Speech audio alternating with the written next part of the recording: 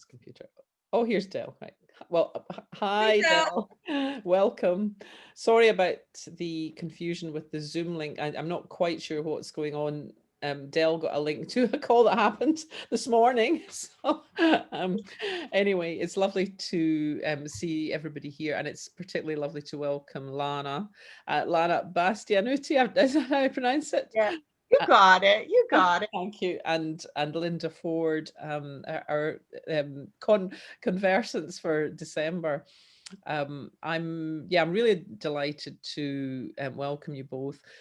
You're co-authors of a book, Women and Confidence, and I know that you do a number of online programs together. And I don't know whether in normal times you do um, live events together, but certainly for the moment, you're available online. And it was at fairly short notice when I invited you, and it's partly because I suddenly realized I hadn't got somebody uh lined up for December, so I was delighted that you were available. And I was particularly delighted, I came across something that you wrote, Linda, and I think it's fairly central to your work and your book, and it's certainly central to me as a woman. And I mean, I'll let you expand on it, but it was the post you made a few weeks ago about how as women, we can be so caught up in our appearance and think that our value and worth emanates from that appearance, and it doesn't matter how polished or perfect that appearance is. It doesn't in fact give us the value and worth that we're seeking. And I think you went on to speak about, having found today much more of a sense of that value, that essence of who you are, and having discovered that. And I just, it was such a lovely post, and reminded me of so much unhappiness and striving as a younger woman, so much judgment, and I just thought it'd be lovely to explore some of those themes in a conversation with you. And so I'm absolutely delighted that you've agreed to do this. I haven't met you in the flesh, but I have met Lana, and I've stayed at Lana's house, which she very kindly put me up in. It was actually 4 years ago. It was just, in November 4 years ago. So it's very nice to reconnect here today. And I am going to just hand it over to you two to introduce yourselves a bit further, perhaps say more about the book. But I would love to hear more about that topic of self-worth, and especially from the female perspective, since we're all women here, as it happens at this point in time tonight. I love the way you say book. How do you say it? Book. That's the Book. only way to say It's it. the Scottish, lilt. It's beautiful. I love it. Thank you. Yeah, I guess I'll take it off. Yeah, that piece that I wrote, actually, I'm becoming more into coaching women around this dating and relationships issue. And so I was reflecting back on my own personal journey over the years, which was very tumultuous, my whole dating history, Mm. and how much I used to depend so much on my physical appearance, as if that was going to be the thing that was going to, get me the guy, and ultimately make me happy. So, and of course, it's, we women, we know, we all used to think that way, and maybe still think that way. But it was such, this was the thing that we were raised to believe, that if you're thin enough, beautiful enough, that's your ticket. That's your golden ticket to happiness, through a man. And so that piece that I wrote, Christian, was really reflecting on, I think I actually posted a photo of myself in my 30s. I had a shorter haircut. And, in hindsight, I can look back and think, I was in my prime back then. I actually had a waistline. I was a lot thinner. And I never had trouble getting guys, but I never, ever felt secure. I never felt confident. I was always feeling insecure. So that's really the kind of work that we do, Lana and I are doing with women, is kind of working in this general area of, you know, confidence, because we've met so many over the years um, who are very smart, they're very talented, they're very capable, loving people, very creative, and yet they really suffer from this lack of confidence. So I'll let Lana say a few words about our work. Yeah, I mean, I think women in general, we do get this messaging from a very young age that your appearance is a lot of what your value is in life, and you need to take care of it. I remember I was, certainly in the social media age that we're in, with a lot of, if I look at young women today, there's such pressure on them as well to have the right Instagram post and the right look and the right filters, and everything is based off that, their value. And I know that I read an article a while back, New York Times, I think, and they were talking about the Penn State face or the Penn State image. And it was basically that all these young women were basing their internal, how they felt internally, and comparing it to what they were seeing on their friends and other people's social media pictures. And obviously there was a disconnect there, because how they felt insecure, they felt unworthy, they felt lacking, they felt that they weren't good enough, and they were comparing it to all these pictures and images of these girls and peers that just seemed to be having the life and having the boyfriends and having the experiences. And yet they were posting similar pictures of them all filtered and made sure to look beautiful. But there was a disconnect as well between, oh, I'm doing that too. I'm using the filter and I'm only putting the great stuff out there to give the impression of this. And I feel horrible. Maybe they do too. Maybe it isn't about the outside. Maybe I'm comparing my inside to their outside, and that's not real. That's not based in any kind of truth, but it creates such insecurity. It doubles down on that insecurity with a lot of girls, because they are doing this, and with women in general. And certainly, I mean, don't even go into the whole aging thing with women, especially if they've placed all their value on how they look on the outside, and then they start aging. Like, if your identity is tied to that, now what? So that's, Lynn and I we work a lot in that area. And we actually just came off a workshop that we did with Dell. She was our special guest, to help women in the area of dating, a brand new way of dating, looking at, well, what's really getting in the way? What are the obstacles? Where are we misunderstanding things? So we had a really good time with that group of ladies. Yeah. It's what, do you know what just came to me? Years and years ago, I was in hospital. I had had an ectopic pregnancy, and I was, it was a sort of, and I was really upset, and because it seemed like that had all sorts of implications for the relationship I was in as well, as well as, the whole thing. It just seemed like whole life. But and I got talking to these two women who were in for, it was a gynae ward, and they were in for IVF, and they were lovely, they were really friendly. But it was interesting because, without, I mean, not, they were, neither of them would be what you would traditionally call a looker, but they had a real confidence. And and one in particular was talking about how she met her husband, and she was actually divorced at the time, and her friend had said, oh, you always go out and meet someone. And she went out that night and she met her current husband, who was who she was in this IVF adventure with. But I thought it was so interesting because what I was aware of at the time was that she had a completely different set of beliefs and values about herself than I did at that time. Mm. And yeah, sorry to interrupt, but it's, I just think it's such an It is interesting that's a topic. great point, though, Christian, because, I mean, just we just look around and we see drop dead gorgeous women who are, it still doesn't carry them through, just the Mhm. fact that they're, I mean, look at Beyonce or uh, uh, Jennifer Anderson, I mean, still trying to find that happy relationship, and it hasn't got really anything to do with looks. Yeah.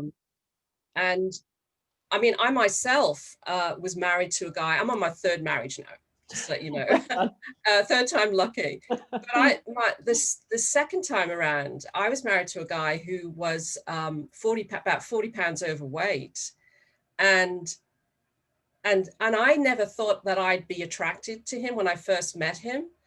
But that confidence that he had and that sense of like really knowing who he was, it was just, it was very attractive quality.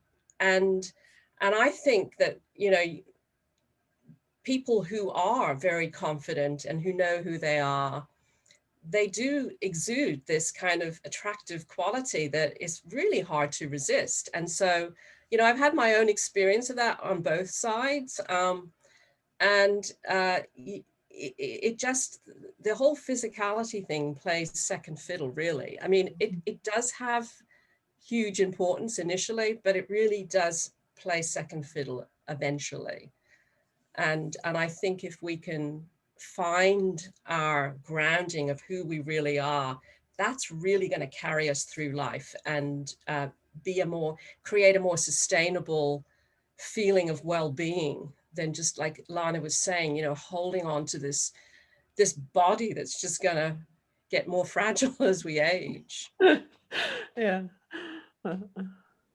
I think I had, I know when I was younger, I had the experience of seeing somebody who wasn't aesthetically like the model of attractiveness, as you were saying, Christian. And I was fascinated with her because she exuded this otherness, this quality of just being so present and being so comfortable in her skin that it was like a magnet. And I remember being young, seeing that and saying, okay, something's not fitting because all my messaging is about no, the package needs to look a certain way in order to have that magnetism. And yet here I'm seeing this young woman, and she's not fitting what everybody's saying. And yet look at her. So I had that, which kind of disrupted, how I was seeing things, which was fantastic. But I was so young back then, I still couldn't sort of grapple what was going on. But the other thing that I always find fascinating is if you watch movies and you've got, some actor who is aesthetically really good looking, but he plays a character that has these horrible qualities that comes out that just you feel repelled by him. And yet that same actor, when he has qualities that are just innate, like the kindness and joy and generosity and creativity, suddenly you're attracted to him again. And I always thought, well, that's interesting, it's the same guy. Like if it was only appearance, why is it that I feel completely differently? My attraction level is completely different based on what qualities are showing up. Like there were two examples which kind of disrupted how I was brought up, how I was raised to believe, oh, no, it's the outside. That's the thing that counts. So they're good to notice in your own life. Where does it not fit? Where's the misunderstanding? What aren't we seeing properly? I just remembered a movie, and Christian, you probably, because you're more my age, and Del, you might remember this movie that really illustrates how someone can be extremely ugly on the outside, right? And yet there's this inner beauty that comes out. And do you remember the movie The Elephant Man? Mm. Now, that movie just did something to me when I saw it. I think it was in the mid-'80s. And here you have this guy who's got this deformed face. And yet as you get to know this character, and actually I think it was a true story, It is. it's Yeah. just like your heart just melts for this person. You can just feel that those qualities come out, that there's love there, there's compassion, there's kindness in him. And it's just a beautiful example. I just remembered that, like, that's really you know, what's going on here. It's just that this is just a casing, but there's no diminishing what's inside, you know, that Yeah. inner, those inner qualities are default. Yeah. Yeah. And that connection that you talked about, Linda, like it's that connection that, Yeah.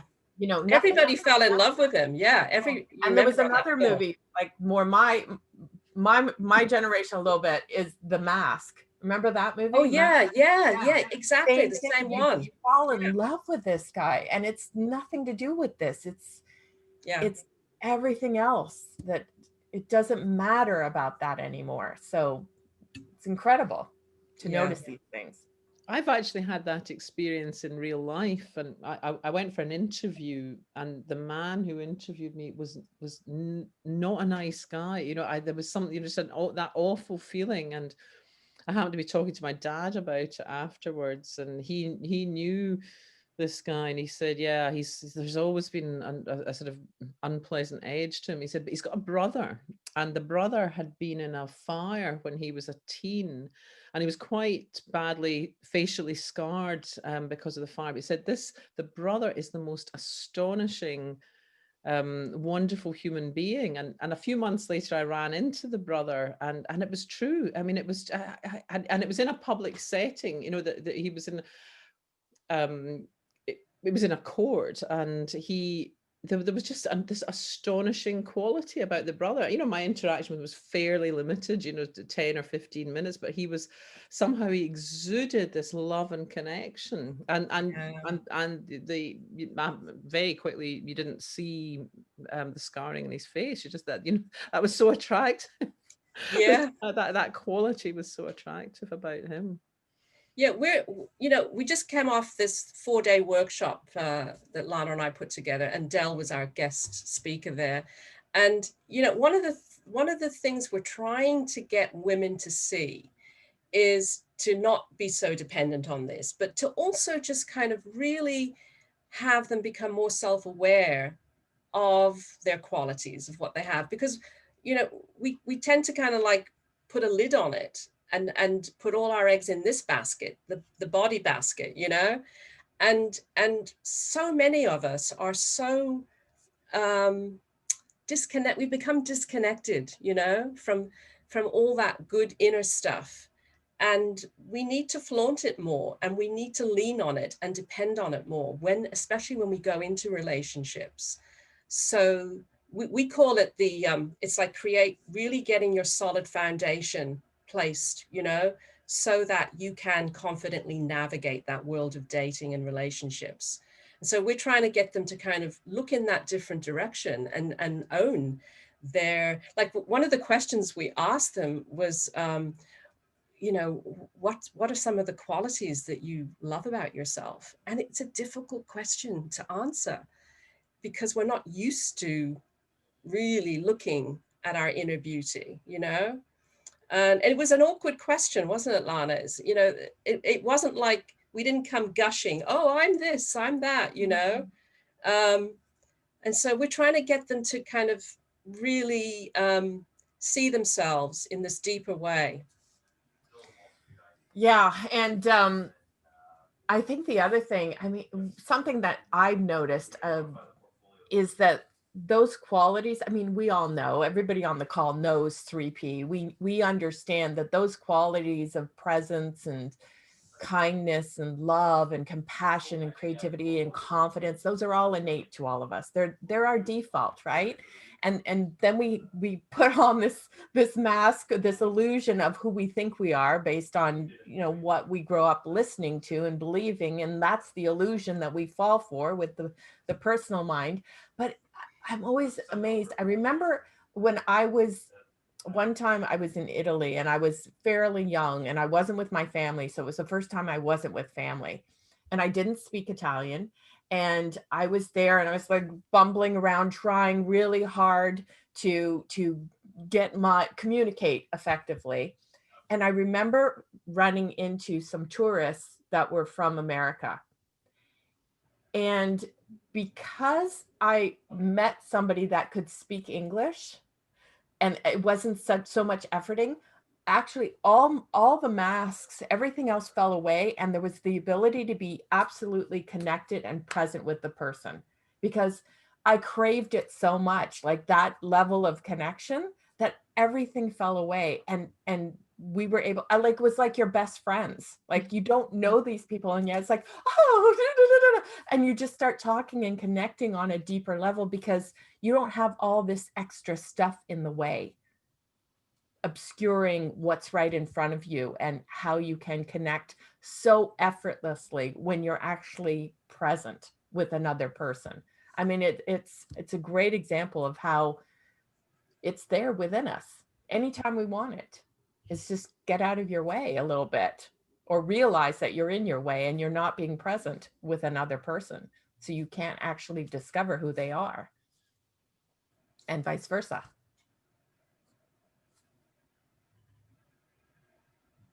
Dal, do you want to say something on how you found the Well, workshop we just came off? Oh, it was amazing. I loved it. It was really great. It's so funny. I'm just thinking, I'm reflecting what you were just sharing earlier about, you know, the whole physical package. I used to work in Hollywood, and I was a costume designer, stylist, and I've worked with truly, you know, what were considered the most beautiful women in the world, and men. But it was amazing how there were some wonderful ones, but there were some really, really unattractive ones that, I'm not naming names, but get paid millions for the way they look on the outside. But just meeting them, it was just like, I just couldn't imagine anybody enjoying being with them or being attracted to them even. And then the other one I was thinking was, you know, talent is so attractive and so sexy, because it's that confidence you're talking about again. When you're in your element and you're really into something, that is like, you glow, and people are so attracted to that. So yeah, it was a great workshop. It was really, the women were wonderful and very open and thoroughly engaged. So it was fabulous. You know what's really interesting too, that we've discovered it over the years of working with women, is that they can feel confident with their girlfriends or certain friends, right? But then you just put them in another situation, situation in life, and they'll lose it.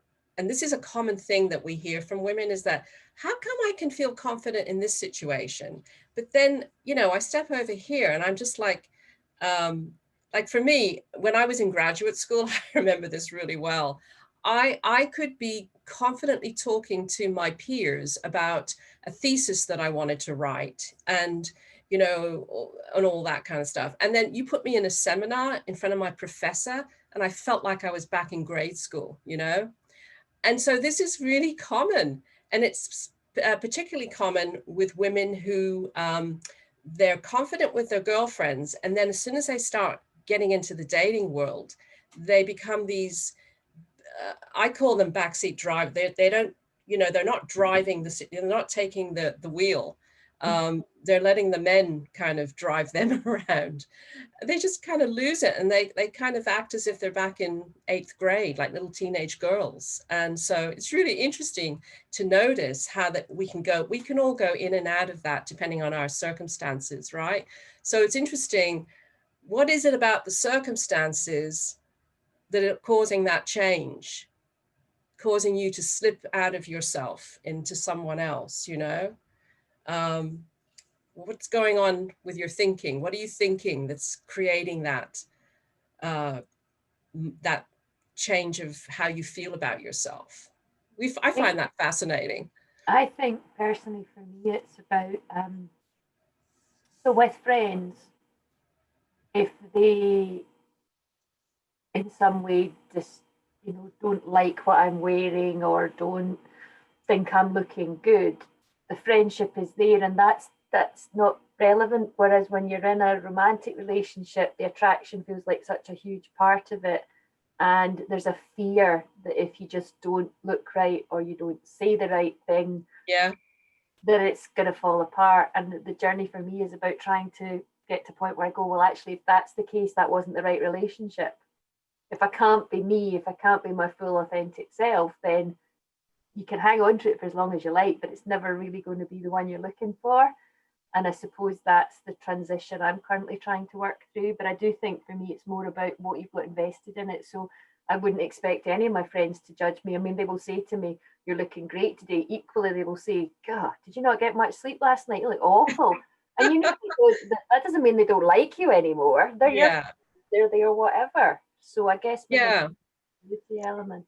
You know, in some ways, you know, like when you do go on a date, I mean, there's going to be some of that initial nervousness, lack of confidence, you know, where you kind of, because you're trying to impress someone. So a lot of it is understandable, and you've just met them, right? You're trying to really get them to like you. But so many women hold on to that they can't seem to like unshackle themselves from that initial insecurity. And so, yeah, I mean, like, you're right, you know, it's like if you can't just be yourself and relax into who you really are yourself, be comfortable in your own skin, if you're always trying to make him, you know, see you in this amazing light, then that's a pretty rough way to live, you know. That's a lot of stress and strain there to hold that up, you know. Well, if you had a bunch of girlfriends, like sometimes, you know, if you see some of these shows with a bunch of women on it, and I'm not going to name names, but if you see a show with a bunch of women and you watch this and you think, wow, those are friends, like those are supposed to be girlfriends, like they're always picking at each other and mean to each other and backstabbing and betrayal and all this stuff going on, drama. If you had friends like that where you knew you were constantly being evaluated, even though they're women, how on edge would you be constantly? How caught up in your head would you be if those friends were constantly, I don't know, I don't think I'm going to talk to her today. It would be a mess. It would be a mess. Just all we need to do then is, if we're with a man, like a potential date, like what's the narrative running in our heads? Oh, he's evaluating me right now. Am I measuring up? Like, what am I on a scale of 1 to 10? Like, how's that going? Oh dear, I crossed my legs the wrong way. Oh my God, is he, like, that's a mind that is so busy, understandably, because you have this other narrative saying he's evaluating me, or this is going to determine whether I pass or fail. Forget about what I think of them. Like, that's kind of gone out the window because we're so concerned about what they're thinking about us. It's like, instead of just being able to relax in the moment, show up, bring the best out of them, the best out of you, and then see if you get along. Like, that's much more, has much more of an ability to determine if there's even a relationship that's sustainable there. Other people do see it, I think, because I don't know about you, Christian, but certainly I've had the experience where people message you after you've seen them, friends and partners, and they'll say you're absolutely glowing. And they don't mean, that's not that type of thing that's on the eye. It doesn't mean you've got rosy red cheeks. It just means there's a sparkle in your eyes. You've got a confidence about you. There's a life there. So people do see it in you. They also see when your eyes look dead. I think that can be some of the ways that we show that. I think what Del was explaining there about people that physically might have all the right components in the right places, but when you get to speak to them, you think you're really not a very attractive candidate because you're just horrible. You're not a kind person, or you're not a loving person, or whatever it is you're looking for in a friend of any kind. Yeah, I love that. Oh, sorry, Del, go ahead. I wanted to share something. A few years ago, I trained as a shadow coach. It was with Debbie Ford, and it was all about the shadow and integrating all disowned aspects of yourself. And we would play with this thing about our inner light. We would sort of check in with our inner light. Is it around a 4 or a 5, or is it a 9? Is it a 10? And I was very, very aware of where my inner light was. And I swear, sometimes I would be like, I feel like a 10. And I would like walk out and I'd have like men dropping dead. And I'd be like, oh my God. And it was literally just me checking in where my light was. And it was so funny to me. And I remember walking out of an airport once and the taxi driver was there. And I think I'd been sort of playing with my inner light. And he was like, oh my God, are you some famous actress or something? The way you're glowing, the way you walked out of that airport. And nothing on the outside had changed, nothing. Some days I just was a bit, low mood, felt around more like a 4 or a 5, didn't have that sort of attention. But it was amazing to me because it was such an inside out job. So. Oh, that's so great. I love that. Remember, Linda, there's the famous Marilyn Monroe where she knew exactly how to do that. She could be Marilyn or she could be, what was her original name? What was, I can't remember. Her real name is not Marilyn, but Norma Jean. Norma Jean. She knew how to turn it on and turn it off, and nothing changed. She just brought the light out. Yeah. I have a funny story, actually. One time my husband and I were in England and we were walking and we had sunglasses on, much younger, sunglasses on, walking down the street. And this older gentleman came running up to us because he thought we were movie stars. And I remember thinking, oh, you poor guy. Like, no, it's just us. And I consciously went like this with, whatever I'd been doing before. And he went, oh, right. Oh, okay. He turned around. He's like, yeah, they're nobodies. Let's go. So it's really funny though, how you are aware of that. Like if you consciously turn in and dial it up or dial it down, you can do that. We all can. And I wanted to add, because that light, we weren't referring to it back then, but that just is the essence of who we are when we're not distracted. So it's not fake, it's not put on, it just naturally, when we stop listening to the insecure thinking, we drop into that and then it lights you up. So I love that, Del. A good friend of Christian said something to me nearly 3 years ago now, and I really was at an all-time low point. It's just when you're talking about that light, she said to me, it's still in there, it's still burning, it's just really down low, and given time to heal and given all of it, that light will become stronger again. And I have to say, at that point, I'm not actually sure what I'd have done if she hadn't said what she did at that moment, because it was like a turning point for me. Yeah. To know that there was still hope and it was still there inside of me. And it would come back. I just needed to be kind and get that. And it has, the lights come back, it's stronger. And like Del says, some days it's an 8, other days it might be a 3 or 4, but that doesn't freak me out anymore because it's still there. I just work out why it might be down there and then let myself heal a bit again. Oh, that's lovely, Sarah. I love that. It's just a beautiful story. We had a conversation in our workshop also about, when we actually put ourselves out into the world, like even in a mundane thing, like going out to the supermarket. And sometimes, you know how it is, you go to the supermarket and you walk around like, complete blinders on, you don't see anyone, you're not interested in anyone.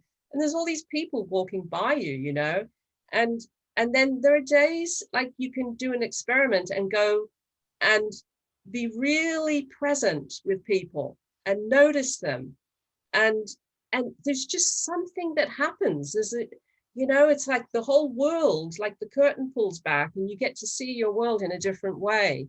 And so it works the other way too, for like we need to generate that interest in other people and that presence and really see people and hear them. And if you just experiment, like even if you're at the supermarket, it's just amazing how people just open up and blossom. Because we had this conversation about how do you meet guys, where do you meet people? And so, it really begins with us.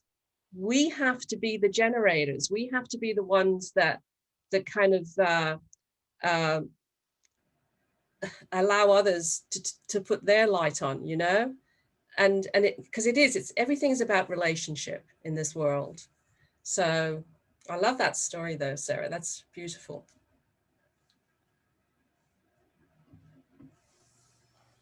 I also, like Dell, in my former life, you know, before kids, well, actually my kids were really young, but we lived near New York City, just outside of New York City. And so I was helping out a girlfriend.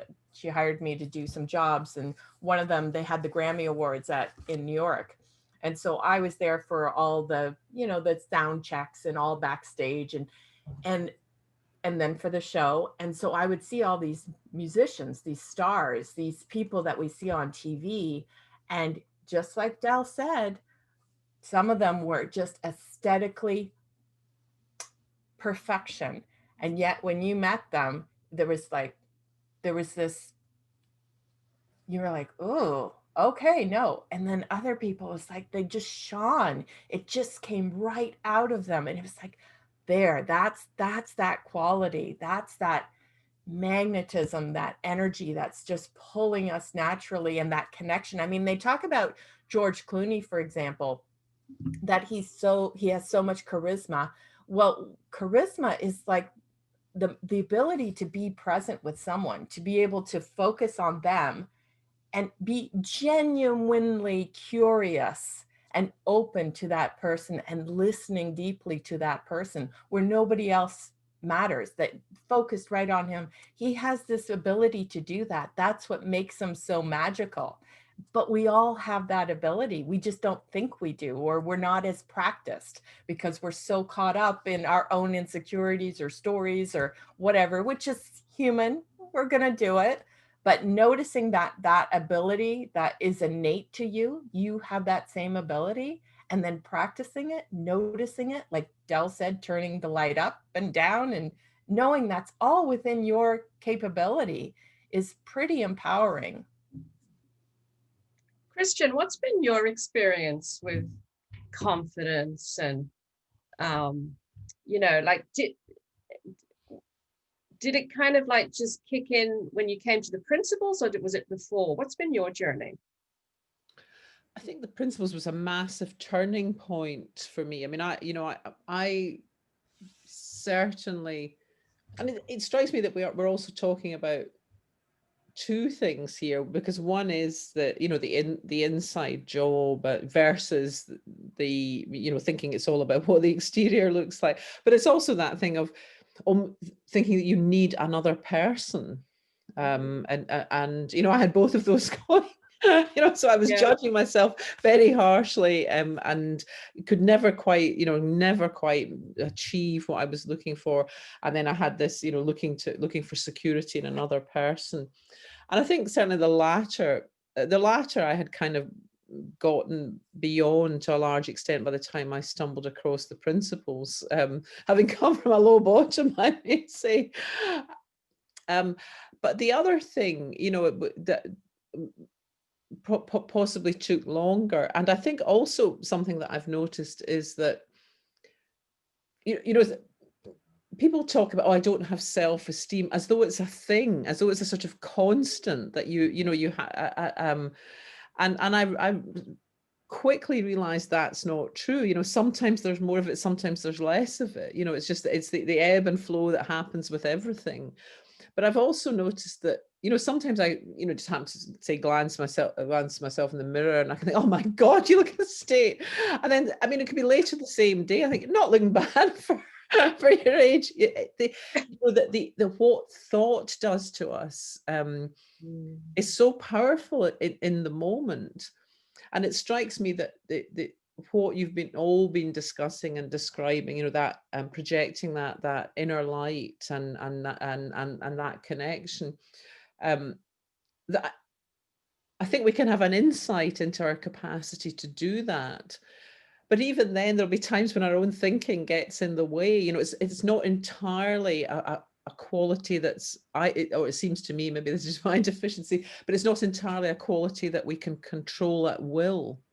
You know, we can get more of a sense of it, I think, and we can get a sense of when, you know, when when that connection is present. And what I would say, since I've come across the principles, is that there's a lot more of that, I think, in a lot more relationships. But there's other times I'm just being a bitch, I thought, that there's no light. There's no particular light coming through. Yeah. So It's the same for all of us, I mean, there are days where I feel like so insecure, or like, I mean, it just comes. But I think the difference now for me, though, is that I don't really worry too much about it when it does come up. It's like I'll be able to survive this. Whereas before it was like devastating. It was like, it was like a death, if I had to, I had a terrible experience many years ago when I was a school teacher, and I was in a parent-teacher meeting, and there were hundreds of parents, and the principal, out of the blue, called on me to say something about, the benefits of teaching Shakespeare to kids, because I was the English teacher. And I was like, I was new teacher, rookie, and I completely blew it. I mean, he just caught me off guard. And I'll tell you, I think it took me weeks to recover from that. And I would hide out in my classroom. I was so humiliated, so embarrassed, because I thought everybody was thinking, oh God, she's a loser. She's an English teacher and she can't even put two words together. It was devastating. And I thought my reputation was forever lost, So the difference between those years and now is like, who cares, if I screw up, if I say the wrong thing, if I've got, spinach between my teeth, whatever, it doesn't matter. I'll survive it. There's just it's so different now. I don't take myself so seriously. I think that's really what it's about.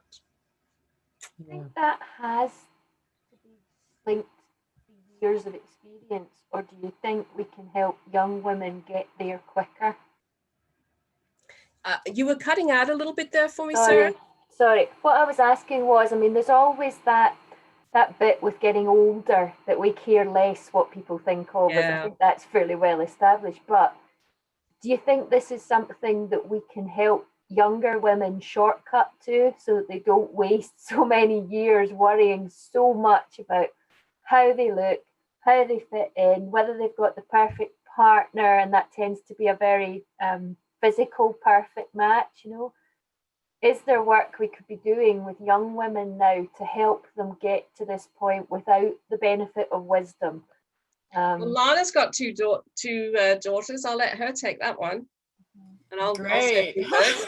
I think absolutely. I think it starts by explaining to them the misunderstanding, where they think their feelings of insecurity are coming from, because most girls think it's because look at my thighs. Like, come on, who wouldn't feel this way if they had thighs like this, or whatever their insecurity is? And it's about pointing out, what's the misunderstanding there? And then also all of those adaptations we adopt, like people pleasing, or, no boundaries in a relationship, that's all an adaptation because we have a fear of something that we learn to fear. So, that's our wisdom rising up to go, oh, you know what? If you just don't have boundaries, just let them do whatever, then they won't leave you. So, I mean, it is wisdom, like, oh, I want security, I want safety. So this makes sense. But when you understand where your feelings coming from, who you really are below all that thinking, then you can look at, well, what makes sense now, given what I know? When I do fall into an adaptation of people pleasing or forgetting about boundaries at all, what's below that? What am I making that mean if he leaves me, or if this relationship, is going to have a confrontation or a fight? What am I afraid of? What is my personal mind telling me that I need to be so scared of? So it's really kind of shining a light on that, uncovering it so it can be exposed and loosened, so you can see what's really true. I'd also add to that, Sarah, that yeah, like Lana's saying, you know, we can teach young women, anyone, how this equipment works. And in doing that, we demystify, like what Lana's saying, we kind of demystify, we shine a light on what's actually going on. You know, it's just habits of thinking.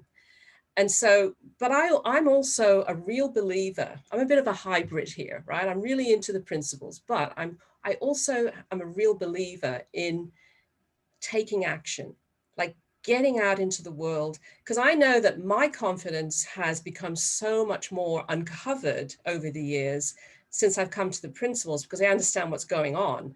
But it's also in combination with learning how to take risk, learning how to fail and know you can be okay. There's no greater teacher than that, actually. And so I'm really a strong proponent of, you know, you can't just sit around understanding how the brain works. You've got to actually get out into life as well and put it to the test. See how all this is working as you are taking the risk to go on a date, as you're taking the risk to speak up in a public meeting, you know? So I think the two go beautifully together. And that is the fast track. That's been my experience anyway. I don't know about if anybody else here has had that, but I can't just go on theory. I have to, it's really like in the action that you take in the world. Yeah, because then it also shows how resilient you are. No matter what goes on, what experience you have, you always come out. There's always, you know, an ending and a beginning at the same time. So you can see how it's always working within you, whether or not you understand it. Del, I think you were going to say something as well. Oh, no. I was going to say, Kristen. Yeah, no, I was going to say a little example for me was I did French at school for something like 10 years and I could barely string a sentence together, barely introduce myself. Then I discovered Duolingo, and it was because French was taught as a theory in my school, as opposed to a language. Now I know Duolingo still isn't speaking, but literally practicing making the sounds, and it gives you feedback on the app. Yeah. My confidence in speaking, I learned more in 3 months of Duolingo than 10 or 12 years of formal education. Exactly. Yeah. I love that. Mm-hmm. That's a great example. Yeah, I was just going to say, just like I was so shy and insecure, like painfully hiding most of my life, and always like searching to do another qualification, another training, another whatever it was, to get the confidence to suddenly, feel I was ready to do something. And it really was the principles. When I knew I didn't have to listen to the insecure thinking and it was not mine, I thought just because it lived in its head, it was telling me about me. When I realized, oh, that's just thoughts that everybody has. They're not mine. And once I started loosening that relationship to believing them, I sort of dropped into confidence. But I love what Linda said too, is, I think we just naturally, our human part of us is a bit fearful of the unknown. And then the more that you do put yourself out there and you do something and you go, oh, I wasn't so hard. Or if it was hard, as you said, it's like, we know we have resilience. It's not going to take us down. And so I totally agree. It's such a combination of both for me, dropping into my natural confidence and being more of a risk taker. So yeah, I mean, it really does point to, what are you practicing more, reinforcing the insecurity and then hiding more, or like understanding it and then practicing, like, hey, let me take this step, let me do this, let me learn, let me experience.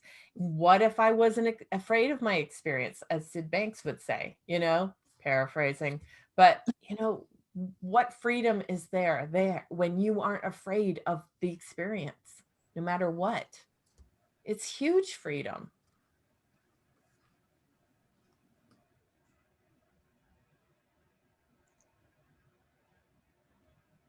Shall we do the rest in French? En français?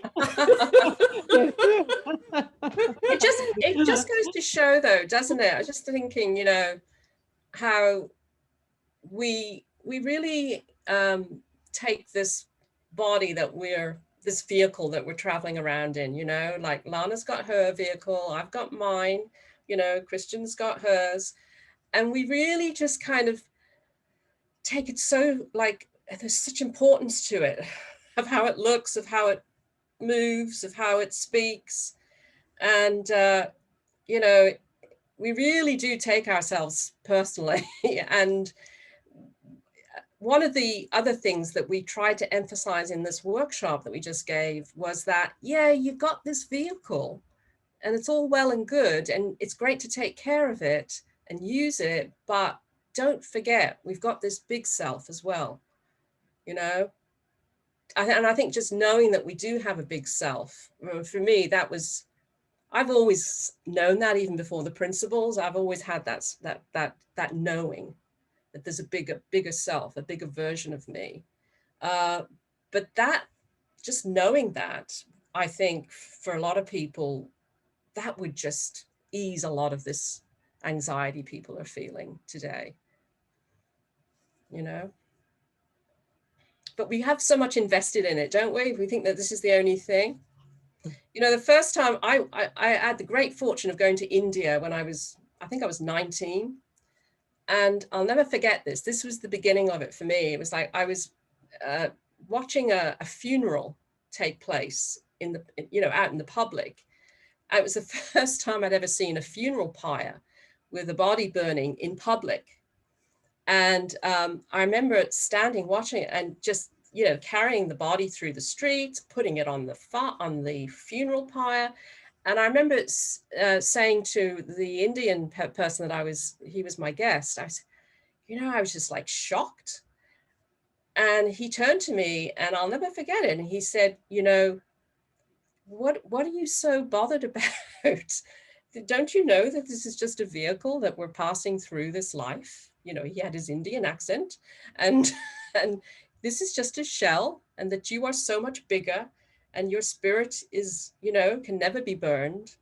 And so that was the beginning for me, the tender age of 19, where I just never forgot that. It was a beautiful moment, actually, even though it was kind of shocking. But to know that, if we all know that, oh my gosh, that's an amazing thing to go through life knowing.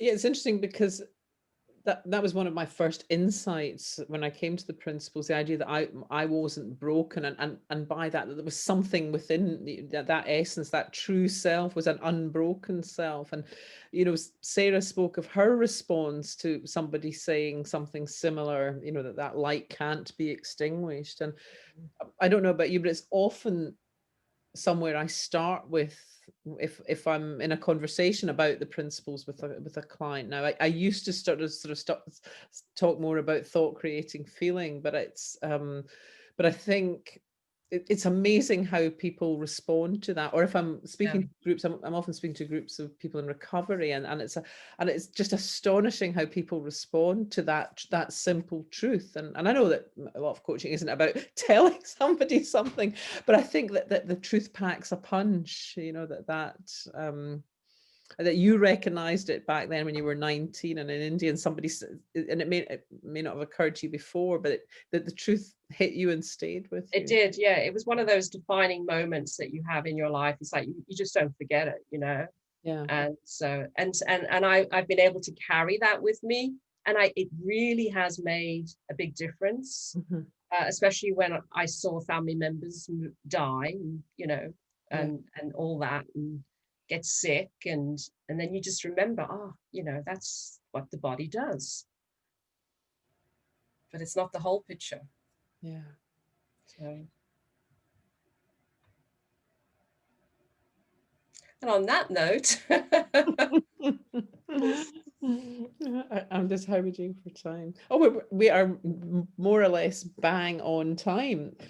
Hey, oh gosh, doesn't time fly when you're having a great time and talking about life, sure, the meaning of everything. are you guys, you've mentioned the workshop you've just completed, are you 3 or 2 or any combination of you offering more of those? I will put your contact details on the notes to the video, but do you have anything in the diary at the moment, or would it be a case of people getting in touch with you? Well, the dating workshop we're going to be offering in January sometime again. We'll have kind of ongoing things about that. But the big thing that Lana and I have been working on for the last, how long has it been? Because we work in this whole area of confidence, we've also, we're on the home stretch of an online program for coaches. So it's called the Confident Coach. And that should be ready early next year, 2021. And so it's all about, you know, because we've been coaching now for over a decade, each of us. And so it's all about how to be a confident coach. What does it mean to be? And also how to market yourself. There's a whole other practical side to it. And Lana, did you want to say anything about? Yeah, no, we usually take one big project a year. It's big. This one's big. The book, we have our Confidence in the Box, which is for anybody, where they can learn about the 3 principles and how where confidence really resides. And then this year we really focused on for coaches, like for those new coaches that really are wondering about confidence and how to be a confident coach. And then the other aspect of the whole marketing piece and how to get out there, how to use your voice, what's holding you back, things like that. So that was this year's project. And then we always do our little, you know, we did a lovely series, and we interviewed Del for this one, where we do a free video series on different topics, and we release those for free for people. Yeah, we just love these little projects that are helping people. But the coach one is we've done amazing interviews with, you know, Michael Neal, Dick and Bettinger. I mean, so many talking about their own personal experience of how they got into coaching, how they found their voice, how to have presence with a client, how to have develop deep listening skills. So it really is a project we're really proud of, because it just it also we also talk about the mistakes that we made as coaches and still do, and our own personal journey through that, you know. So we're looking forward to releasing that. Lovely. Great. Well, listen, thank you so much. Thanks for your time. Thanks everybody who joined us. Thank you, Christian. Really great to see you all. It's been a lovely, lovely call. I've really enjoyed it. Thank you, Christian. Thank you.